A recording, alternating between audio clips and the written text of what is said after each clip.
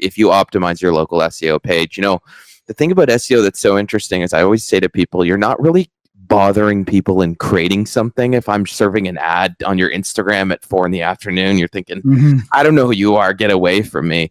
The beauty of Google is it's inbound, right? It's the psychology of I need this thing now. And if I know your industry is 250,000 searches, I come to you and I say, hey, let's grab 100,000 of those. I'm going to tell you how we can do that.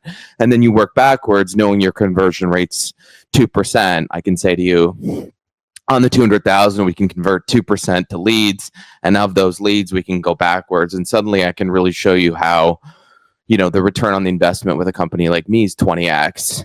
And that stuff, that's why SEO to me is so great. It's like, we've got that psychology. We've got the person that's coming to you and they're doing it right now. They're just going to your competitor's website. So let's just divert the traffic to you. Yeah, and I guess obviously falling behind that is then you need to make sure that you capture that properly and that you react properly, and you've all the systems behind it. Because I hear often, even on local, as you said, like local services, I'll often hear somebody say, "Oh, I saw this ad. This sounds fantastic. I want to engage with this person," and then the ad served up, they email them, and then they don't hear anything.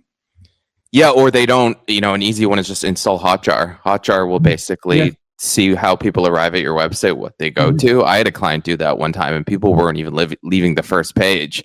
So that's a real 5-alarm fire where you're sort of thinking, why do people not even want to click around? What am I doing? And sometimes it's just you have a bad server and you have a bad web developer and your website is painfully slow, which is destroying your SEO and your user experience to the point where I've given up after 5 seconds. And nowadays, with people's attention spans getting even shorter, it's amazing that people don't invest in, a proper server, a proper web developer, because most people that come to your website will never come back unless you capture them in some way. And so you have to think about that as like, we're all of us are not as great as we think they are. We have to get into the mind of the buyer and the person coming to us. Yeah, and what you say is fascinating because we have used Hotjar ourselves, and it is amazing the information that it will tell you, and because I think that's the great thing about consumers is that they will often act in a way that you could never conceive if you don't actually look at it.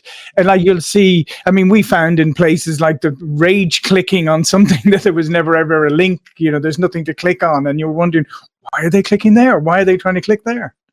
Yeah, exactly. Yeah, and we all live in these silos, right? We don't understand other people. We think we do. We don't understand their biases and stuff like that. I had one client who was running TV ads for a business for 5 years and was wondering why they couldn't get female clients. And I watched that every single TV ad was 4 guys. And I said, if I'm a woman, I don't see myself represented. We can't be what we can't see at the end of the day, right?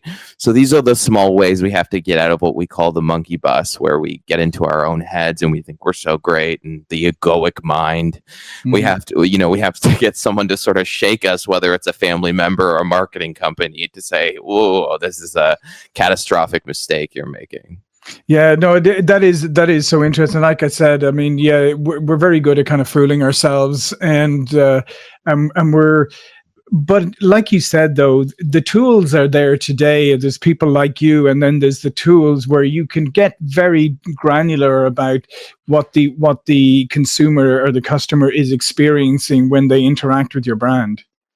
Yeah, and again, going back to SEO, that's why I love SEO, because I can see the searches, what people are searching to get to you, the indirect way they came to you, not just, tax lawyer Los Angeles. It was the long form inquiry when they were saying, looking for a female tax lawyer or looking for a female that appealed to this specific niche, and no one had tapped into it. And if you just look at the SEO data and the Google Trends data, you can figure out what people are interested in. And the greatest part is you can look at your competitors, and that's what we do when you come to me for SEO. Is I look at your competitors, I do an analysis, and I say, oh, well, they're stealing about 10 to 15,000 searches per month from you, and you make these small tweaks, and that traffic's now yours. And there's no other kind of element in the marketing mix that operates like that. And so I still do love it to a degree. I don't know how it's going to change over the next little while, but It's extremely powerful, and I've helped build $5-10 million businesses just on SEO.